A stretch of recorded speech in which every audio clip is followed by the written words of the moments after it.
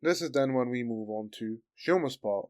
So Sachika finds out about Shoma and everything that has happened, right? And she basically says, "What kind of actual hellhole did you come out of?" She is extremely pissed at the Stomach family. She wants to beat them up. I mean, Sachika, again, you are the GOAT, but I don't think you can do much. I don't think you can do much, alright? Anyway, she's trying to help out Shoma as he's told her that he is unable to produce any Gochizo at the moment. To where we end up in this fight, in this, like, open area. And Shoma's having a bit of a difficult time.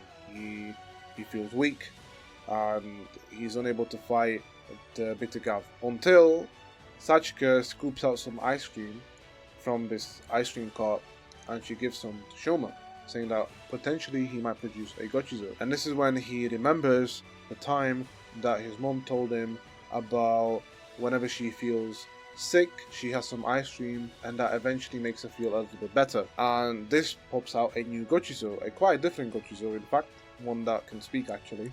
And Shoma's like, I feel a little bit of relief, because he had this flashback with his mom, and he turns into Blizzard Sorbet, his new powered-up form. And I love the way that Blizzard Sorbet looks. It's actually one of my favorite forms in the show, like aesthetically, and power set wise as well. I think it's quite unique. The fact that, because it is ice cream, over time it can melt, and he has a limited time for him to use his power. Alright, it's quite strong, but again, it's quite limited. It's quite limited in the amount of time that he has to utilize his power. And I will say, especially when we go to Act 3 of the show, I love the way that these forms are utilized. Like caking, right? Like if he uses it too much, he'll get extremely hungry. Alright. Then again, we have like the other forms, right, that have like their own weaknesses. And again, with this form, his main weakness is that if he spends too long in this form, the Gochizo will just melt and essentially detransform him, meaning that he'll have to probably eat more ice cream to produce more of these Gochizos, right?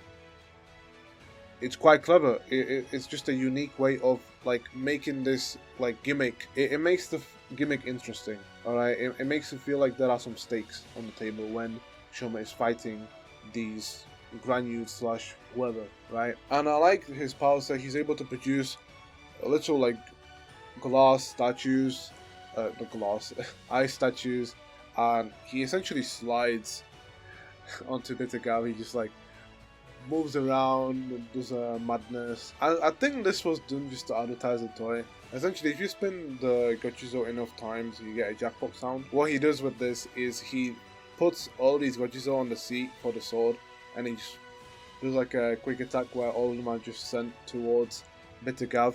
Doesn't do anything. What a waste of time. Again, it's just an advertisement for the toy. Like, come on, at least give me like some other cool power that he gets from this. But anyway, he finishes him off. Shoma acquires a new power.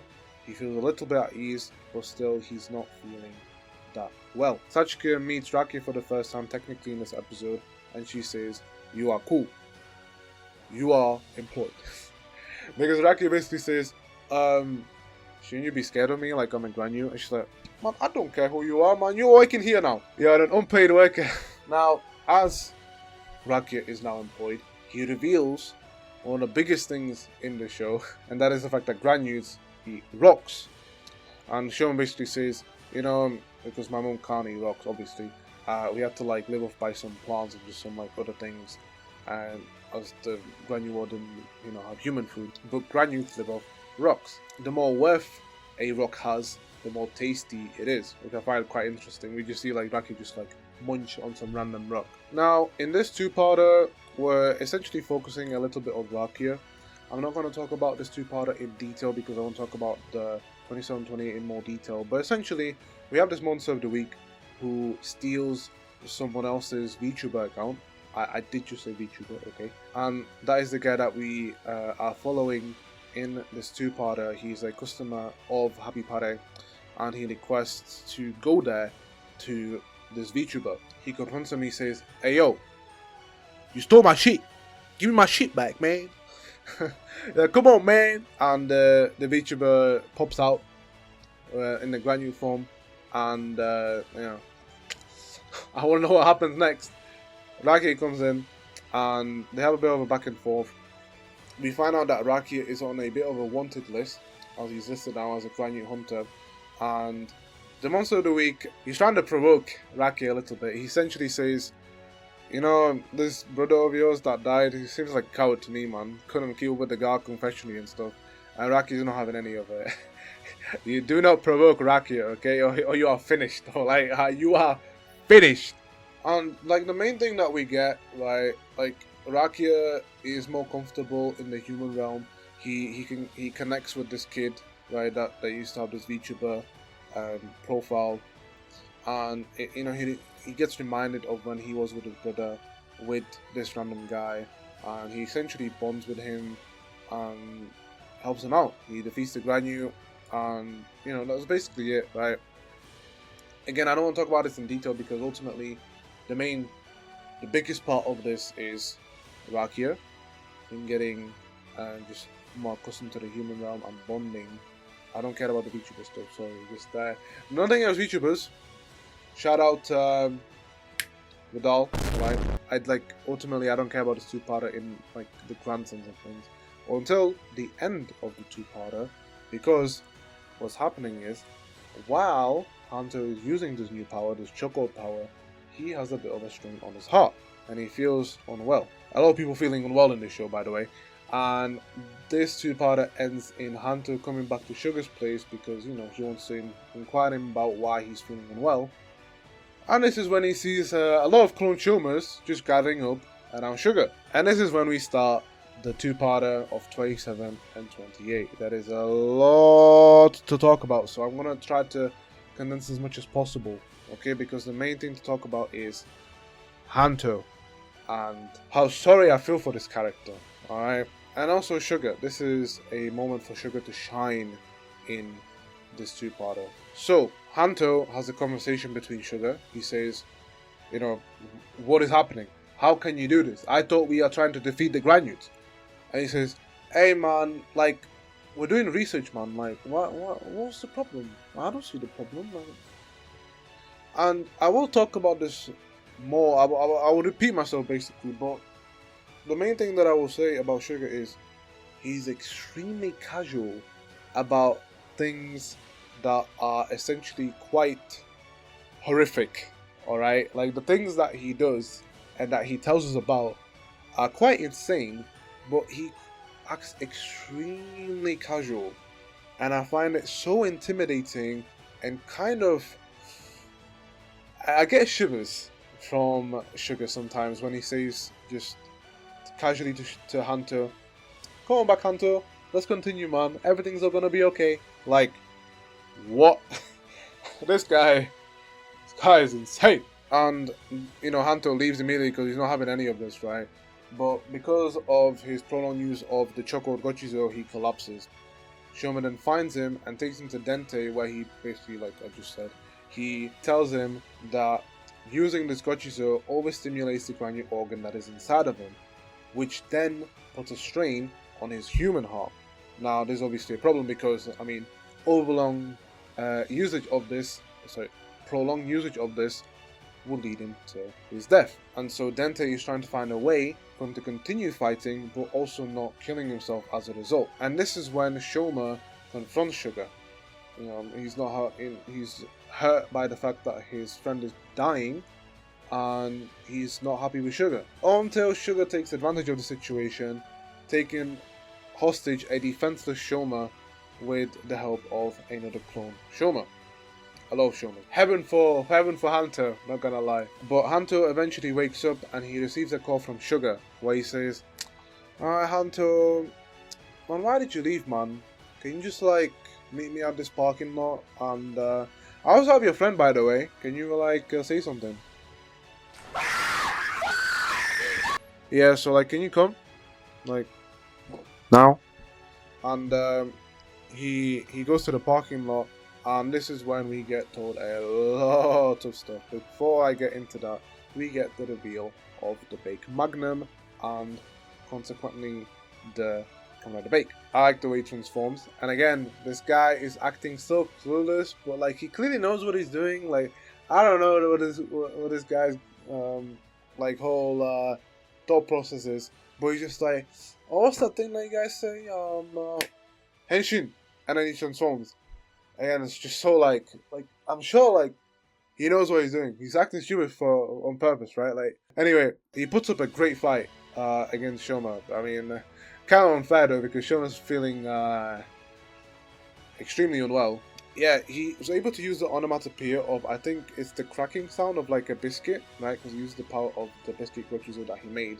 Well, the bitter Gavv like popped out, but anyway. He uses the onomatopoeia for, I think, cracking like a biscuit, like open, and he uses it to attack Shoma. Again, he's like low-key just having fun because he's using this for experimental reasons. He's furthering his research. He is doing all of this to further his research. Now, why did I say this twice?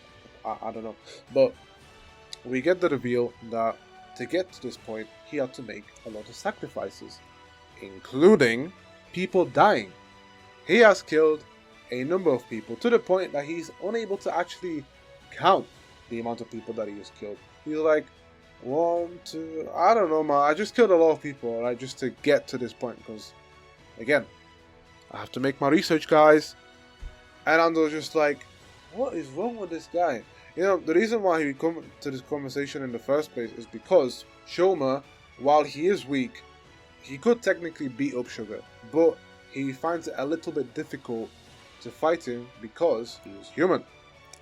And Sugar then pops up, I understand. You're fine with fighting granules, but you care about humans, blah, blah, blah, blah, blah. Okay, well, I just want to let you know, I've killed a lot of people, I'm quite like a bad guy, so like, can we like, hurry up? And this is also the big reveal that inadvertently he is the reason that Hanto's boss died.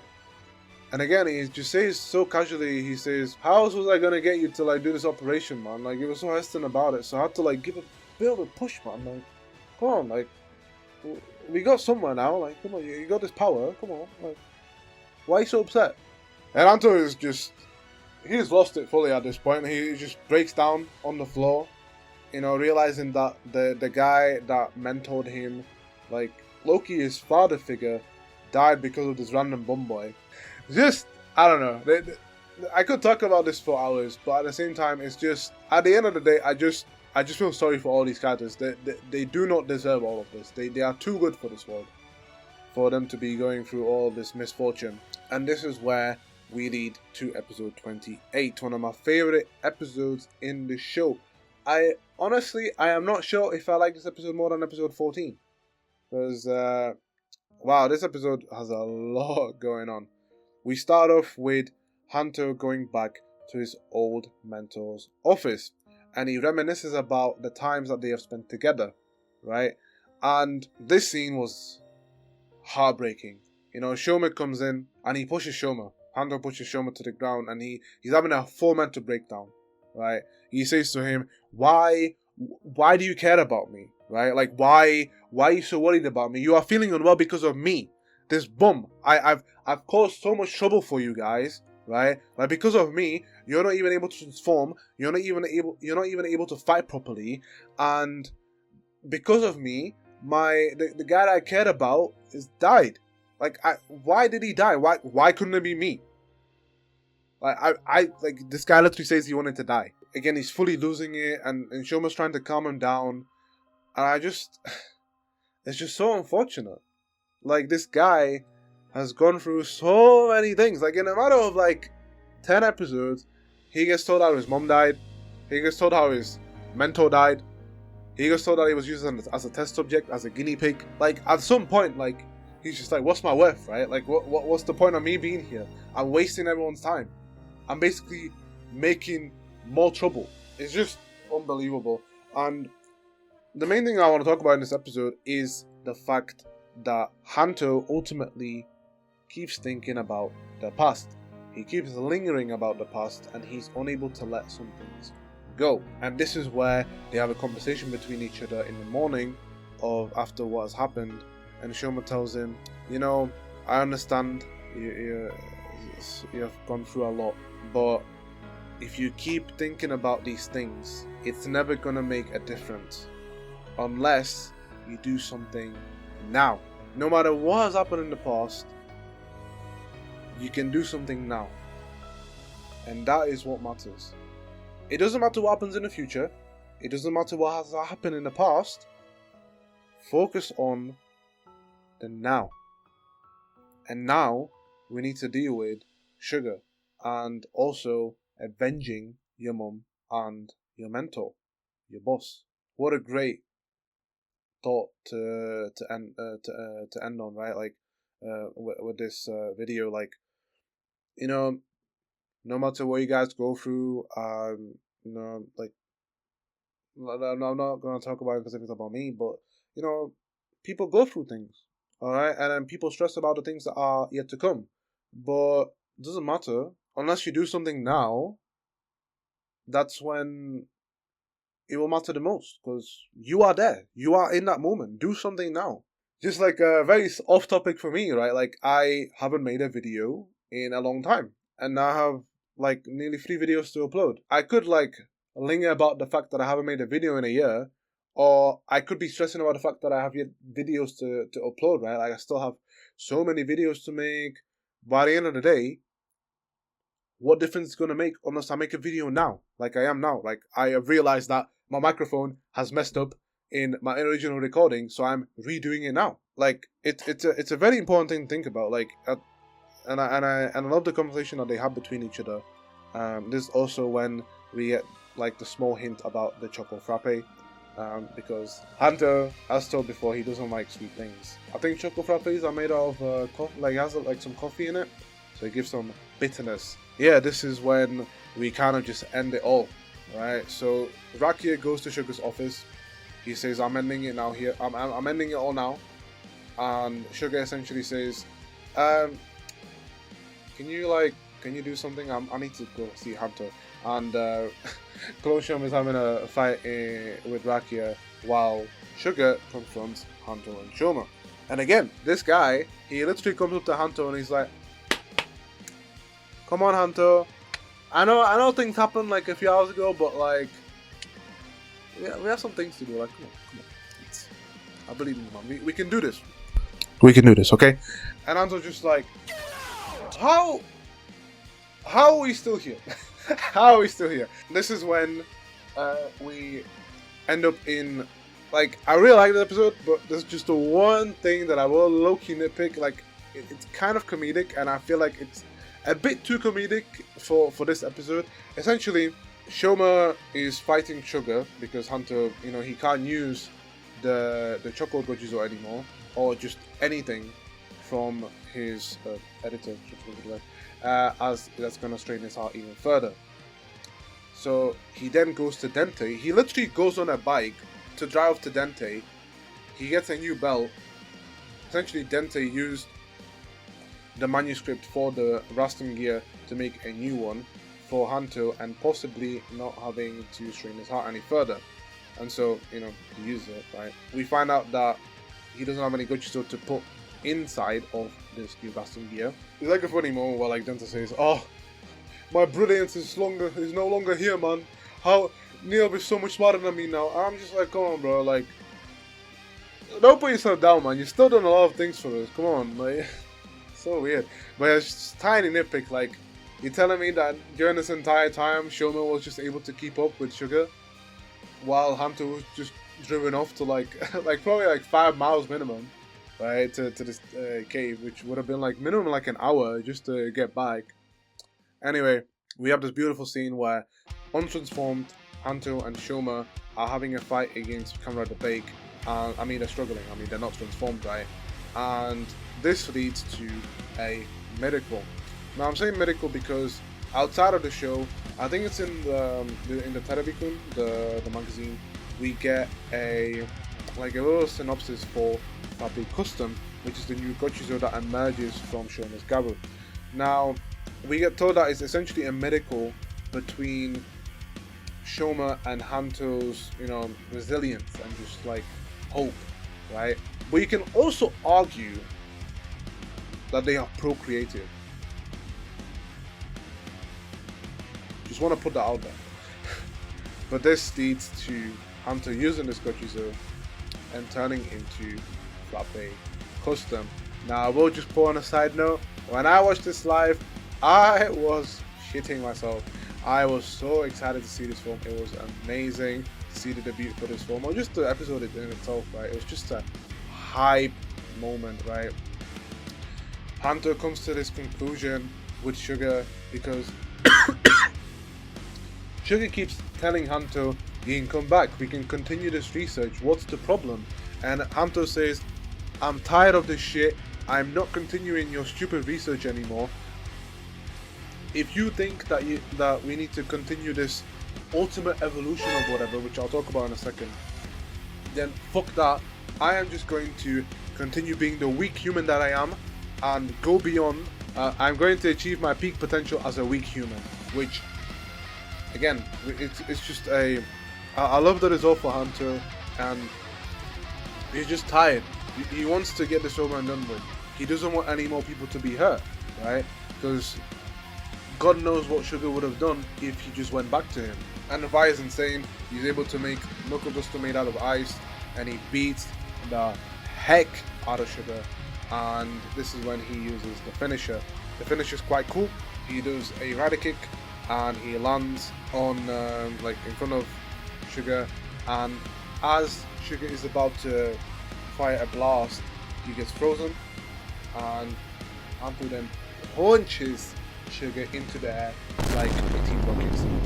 And you know, in the moment where Sugar is about to shoot Hunter, he has a bit of a moment, right? He, for a brief second, reminisces the time that they have spent between each other, and he comes to a tiny moment where he realized that he cared about Hunter, like he did. Somehow he did, giving us the idea that he did care. He was a little bit human. He wasn't that deranged. And this is why we talk about Sugar a little bit. So, because I skipped over some stuff. Essentially, his ultimate research was K. Now, what is K? On a screen in some episodes prior to this, we saw three things. On one side, we saw Hunter's, just bio. On the other hand, we saw Bitter Gavv. Okay, and in the middle, we saw a baby called K. We then later, as Rakia is finishing off this Bitter Gavv, he also gets rid of all of the clones, essentially getting rid of all his clone business. But in that room, there's a picture of Sugar with a baby. We don't get told a lot of things, but I don't think we do need to hear and see. I think it's quite, we can make some observations as to what happened. But I kind of like that it's open to interpretation. My interpretation is quite common one, right? Like, he had a child and he lost it, and he's trying to find a way to make a child again. You know, this child that he lost. And it's quite interesting because to the extent that he has gone to make this happen is, again, madness. But it just goes to show you that he clearly cared about this child. I mean, it was his child, I think. Ultimately, how he ends up, right? He dies as a consequence of his own actions, going so far to, you know, make these clones, killing other people, using Hunter as like a pawn to get himself further to whatever he was doing. And yeah, that's basically it. What I love the most about this episode is when Hunter finished Sugar off, he's holding the compressed half of his mentor, and he says, "I did it. It's finally over." This guy just went through so much, and I feel like he finally got his own peace, right? Like, overall, he didn't get like everything has not been resolved for him, right? But in this one moment, he finally felt like things were better, to the point where he confesses to Sean. I have to be a bit comedic. Come on, towards the end of the episode, he has a moment with Shoma, and come on, he basically says that he does love him. Okay, he has some feelings for him. Now, come on, give me that yaoi, man. Give me a absolute cinema. Okay, I've talked for nearly an hour. I think there's about the same time I did in my original video. So yeah, that's basically it. But I will add a little bit because, you know, in the last video I talked a little bit about the arc right? And yeah, this arc is amazing. This arc is amazing. We move on from the first arc where we get like an introductory session with Shoma, Hanto, and Sachika, you know, getting to know each other and what their goals and ambitions are, right? And then in here we get the reveals, right? We get the ambitions going, and we get some stakes put on the table, and it ends up with Hanto, Shoma, and Rakia being closer as a result. Well, Hanto and Rakia not as much, but you know what I'm saying. And it was just an amazing watch overall. But at the end of the day, it doesn't matter what I say. You should just watch the episodes yourself. So let me know what you thought of the second arc of Gavv. This is a long video, so editor, please make this into 2 parts. And I will see you at the first part of arc 3. See you guys.